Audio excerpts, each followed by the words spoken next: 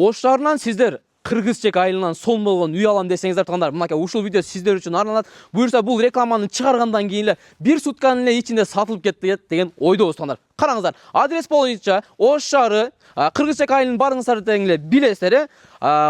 Мады алайга кеткен жолдон 6-километр деген магазинден эле Кыргызчекке киресиздер. Баягы 49-дун жолу менен түз эле кирсеңиздер, Назирлуу Байыштан келсеңиздер туугандар, бир 200 метр жүрсөңүздөр Төрөкул деген көчө бар. Ушул жерден оңго бурулсаңыздар, мынакей сиздердин ушул сиздин үйүңүздөр туугандар. Жалпысынан 8 соттук 2 этажга, сырттары мына өздөрү көрүп турасыздар, пескаблок менен курулган, чоң машина кире турган, бул жакта дагы варатасы бар. Кааласаңыздар могул жерден кичинекей өзүңүздөр кире турган бул жерге да варатаны койгон. Бир гана варатага не жетпейт десеңиздер, бир сыйра эле краскалайсыздар, болду. Эми туугандар, бул 8 сотик 2 этажга бышкан кирпичтен курулган, сейсмометрлар бүт жагы куюлган, жада калса пластик айнектер менен кошулган, чатырдан келет экен болсоң, тиники менен тошулуп бир сыртка эле апширка кылат экенсиздер, болду экен. Адрестерди айтып өттүк, мен сиздерге азыр убактыңыздарды көп албай эле баасын айтып өтөйүн. $110,000 кеми бар, сүйлөшүү жолу бар. Кааласаңыздар шаар жакта квартираңыздар болгон болсо, алмашуу дагы жолу бар экен. Эми туугандар, биз сиздердин үйүңүздөргө кирели дагы азыр иш жагын бир короолорун сиздерге сонун кылып көрсөтүп берейин. Макет туугандар, караңыздар. Биз үйгө кирип келдик.